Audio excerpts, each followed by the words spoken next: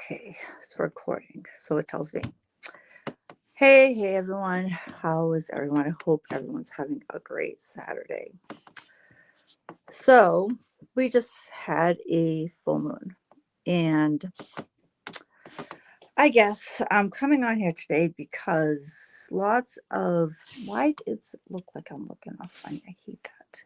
Anyways, ever since I watched that old Facebook Live of mine, I have really allowed myself to really reflect. And I don't just mean like, oh, think about the past, but like really kind of look back and sit with like feelings and really, I'm having, being able to have clarity and kind of put pieces together.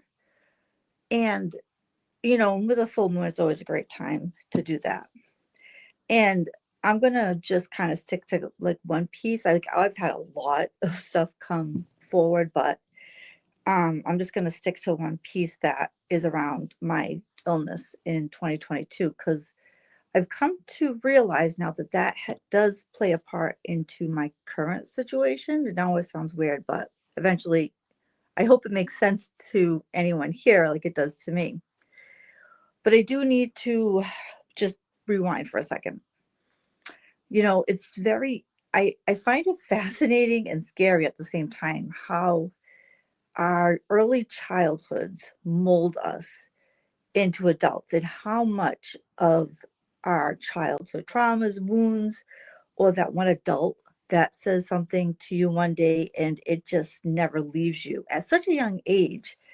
And at 50 years old, there is, in thinking I've like worked through a lot of it, I haven't worked through all of it. And it's fascinating, but it's also frustrating. And it's a lot of emotions. But when I was young, my early childhood, like I would say from the time till I was about 7 or 8 years old, was magic. Like if you were to think about what an ideal, perfect childhood was, I had that. I lived on a dead end street. It was all young families. We were all friends. The parents hung out, the kids hung out. My grandparents lived around the corner. My aunt, my mom's sister, we were really close. I had family around me all the time. We played in the middle of the street. We had like big cookouts with the whole neighborhood. Like it truly was magical. And I didn't really realize how good I had it till I got older, especially where kids today can't just go outside and play like they could when I was younger. Like I do come from the generation of during the summer, I wasn't allowed to come in the house. Like, you go outside and play. And I had to be home when the streetlights came on. So, with that being said, though, my entire world and life shifted when I was just about 9 when my parents divorced. And I can still remember, I knew even before it happened that it was happening. Now, yeah, I'm an intuitive reader and stuff. I have always had this weird, canny, I just knew shit sometimes. And I remember being that young and hearing my parents fight. And my parents were young. They had me when they were 20. They're only 20 years older than me, which is crazy, right? I can remember my mom fighting with my father saying, "Who is she? What's her name?" And, clearly my father was cheating on my mother. And he was. That's why he left her for the woman that he was with. Repeating patterns. Funny enough. Anyways, and I remember the first night my dad did not come home. I can remember eating Elio's pizza in the living room on a TV tray because that was a treat when we could do that, and looked at my mother and said, "Oh, where's Dad?" And my mom said, "He's not going to be coming home tonight." And I broke out crying, going, "You're getting a divorce." And, eventually ended up saying to me, like, "How did you know?" Kids are smarter than we give them credit for. So my parents split up, and I knew at that moment I was going to have to take care of my younger brother. I have a younger brother who's 4 years younger than me. So he was only like 3 or 4 years old. And I just knew at that moment I was going to have to take care of him. And that still holds true to this day. Love him to death, but sometimes I'm like, Jesus Christ, dude, you're like grown man.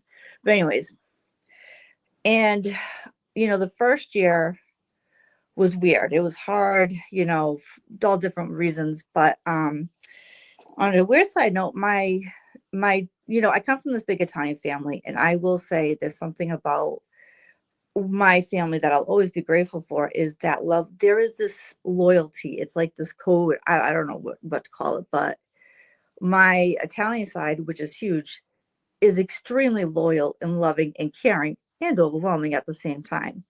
And my grandmother, my Italian grandmother, she was no joke. You did not mess with her. But with that being said, she did have a soft spot.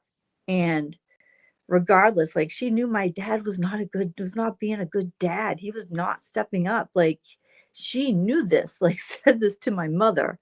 Even though my father's the baby and it was treated that way, my grandmother could say she knew my dad wasn't stepping up. And her and my grandfather used to go to Florida so that it had been just about a year, and she paid for me and my brother to go to Florida for a week with my aunt, my dad's sister, my cousins, to give my mom a break. She had been a tough year. So very generous, right? And in that week, my mother met my stepfather. And who knew that a kind gesture would lead into a fucking nightmare? Um, my mom met my stepfather, and all right, so my mother was married 3 times. So I had my father, my stepfather, and then her third husband. I don't really call him my stepfather. He came into my life in my mid-20s. I don't even know him that well, but my stepfather was an integral part of he was there throughout my whole childhood. And within a month, had him moved in, and he was an abusive alcoholic that destroyed the rest of my childhood. So when I say like the early days were magic, as soon as he came into the picture, what was already this weird shift going on, it just got worse. It never got better. He was an abusive drunk that over the years, and the older I got, my brother got, the verbal abuse, like I was never hit by him. My brother was a couple times, but yeah, he was he was an asshole. But I will say this though, after my mother died, I worked on a year on forgiving him. So I'm just gonna leave it at that. Like he then, we're in this craziness. And I felt so alone. And I remember as a kid, like wondering why no one was coming to save us or coming to help us. And because of that, I ended up building up so these walls were getting built at a very young age for me, meaning like I can no longer depend on my mother or my father. And I can't understand why these adults don't know that we're hurting and need help. So I had built up these walls and built up this, like, you know what? You're just going to have to get it done. Like, you're just always going to have to be the one to do it. You're not going to have anyone to depend on. Hence, as an adult, have a hard time asking for help and still taking care of my brother. So, life goes on. So that is kind of a little bit of like where I've come from and how these behaviors still affect me today. Throughout, through bad choices and whatever. I mean, I won't like I've had to overcome a lot of stuff. My childhood was not easy, but I also am fully aware there are a lot of kids that had it worse than I did. And I will never take that away from them. Like it was such a strange dichotomy because, abuse, the type of abuse, a lot of the abuse I went through was not something you could see. Me and my brother always had nice clothes, like, because my mother was very big into appearances. We had the latest styles. We were always clean, fed. Doctors, like, she did all those things. So the outside looking in, you would never think that me and my brother were being tortured, though, at our house. That is what was really hard. And abuse is a funny fucking motherfucker because it's not always so visible. And that's what's really scary. So, anyways, just had this like, I'm going to always have to be strong and be the one. And I was already put in that position by my mother and other family members. And throughout my life, I was a poor single mother at one time. I've had to pull myself up, and no one was going to come save me. I had to save myself. I had to fix myself. I had to, if I wanted to have a life, I had to be the one to create it. And I never really, I always just felt alone. Like, yes, I had friends and family, but, and again, I don't like the feels of the feelings. Even if someone had tried to offer me help, I don't even think I would have accepted it. But what does this have to do with today? So in 2022, I got really sick. Now, I have found coincidentally over the last few weeks, it has come up in different ways. A girl that I work with who just recently came back from a traumatic injury, and we started talking, and then we just ended up chatting on, over Zoom after a meeting. And she said to me, she goes, "You know how good it's like a relief to talk to someone who understands like what I've gone through." I'm like, "Yes, I know." And it really opened my eyes. Like, you know, if you have a near death experience or even some sort of illness that takes you out, meaning like you have your life is changed forever. Because one of the hardest things I had to come to terms with is I will never be the same again. Doesn't mean I'm not okay, but I will never be the same again. And that was so, so hard to have an understanding about. So as you know, so that had come up, and it got me thinking, and I started to reflect about my situation I'm in, and all these things. And I realized how I have not processed all that trauma from being sick. And there's like, I own some of it, and some of it is like people that I live with don't know what to do when I'm not okay. I have always been the one, regardless of the situation. I rise to the occasion, I figure it out.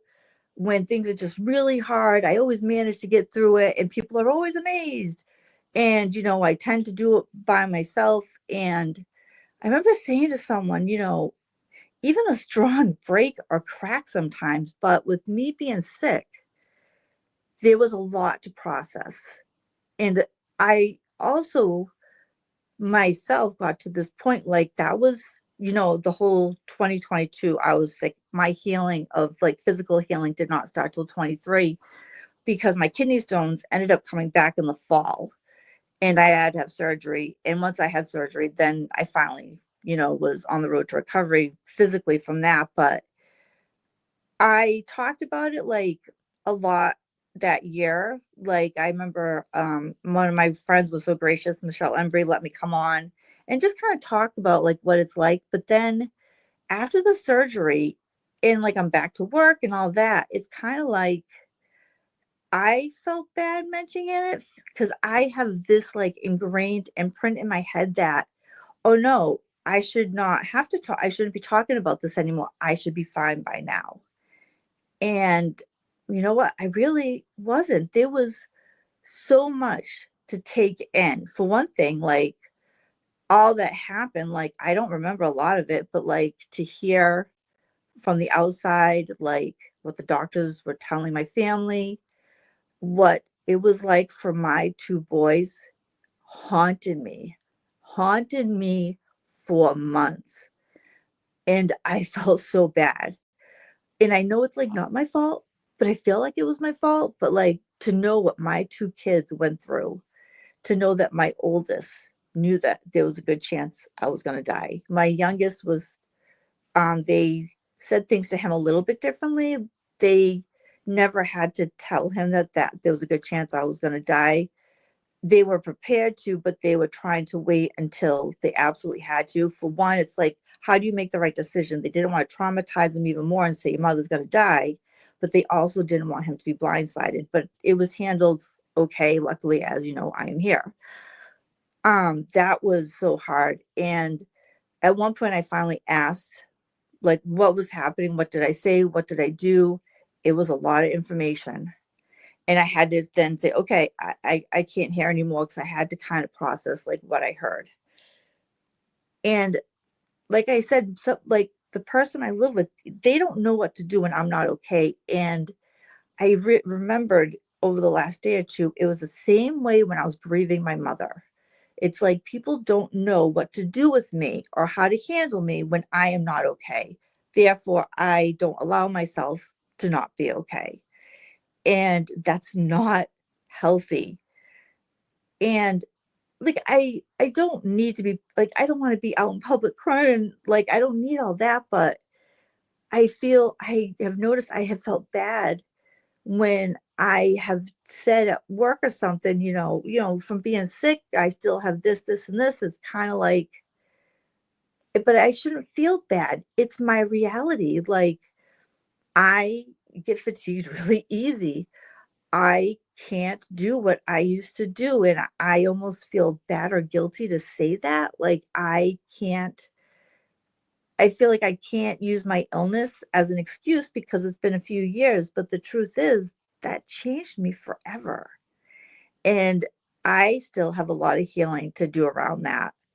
And then I think that's why, if you've listened to me recently, I've mentioned it a bunch of times because it's trying to come up, obviously. Um, and I think too, the not being allowed that space where, you know, if I even just would try, like, if I was just having a rough day or just feeling whatever, having to like explain to someone, no, it's not you, it's just me. I'm like, it's like I never could just be in my feelings. And it was the same exact thing when I was going through grief. Um, because one of the things that helped me with the grieving process was music. And don't anyone judge me, but the TV show Glee, if you don't know what Glee is, Google it. It was, you know, um, there was singing and dancing, of course, and that was a connection that I had with my mom. And I found myself on the weekends when I wasn't working, I would binge watch it. And I was processing grief, and my partner was giving me shit about it. Well, all you do is sit on the couch on the corner on the weekends with your headphones on. I was grieving. That's what I mean about not being allowed a space to do what I need to do. And now I have figured out, like, have come to that realization, is happening. It happened again when I was sick, and I need to continue that healing process of being sick. I have come to terms with a lot of stuff. Like, I'm never going to be the same. And I do have to pick and choose. I can't like run all weekend. Like, if there's big events going on, I'm going to one and not two. It's just the way it is. I am grateful to be alive. And if it means I have to miss some shit, it's a small consequence. And this is already 15 minutes. So I hope this makes sense. Of course, as before I recorded this, I had this clear idea of what I wanted to say, and it never comes out that way. But I guess the key takeaways are, like, my entire life, I had to be the strong one. I was always the one that people went to for help, but then again, I didn't know how to ask for help, or even if help was offered, I didn't know how to accept help. That I just didn't. I'm better than I used to be, but I know just now from these reflections, I still have work to do around that. And that childhood kind of, that had been ingrained in me is still in me at 50 years old. And now, it doesn't mean it has to totally go away, but I need to find a balance of when it's okay to be the strong one and a support, and when I need to be supported. So, yeah, I guess that's it. There's so much that I've gotten a lot of clarity on things, and I'm kind of like seeing things now. It's like someone took off the rose-covered glasses or something, and things are much clearer to me, which sounds kind of weird, but that's what it is. So I guess I'm going to end there. Thank you for listening. Like I said, I'm kind of doing this as a way to document this journey, and maybe it'll help someone someday. And that way I'll always remember things that I said. And with that, much love to everyone. I hope you have a great weekend, and I'll talk to you soon. Bye.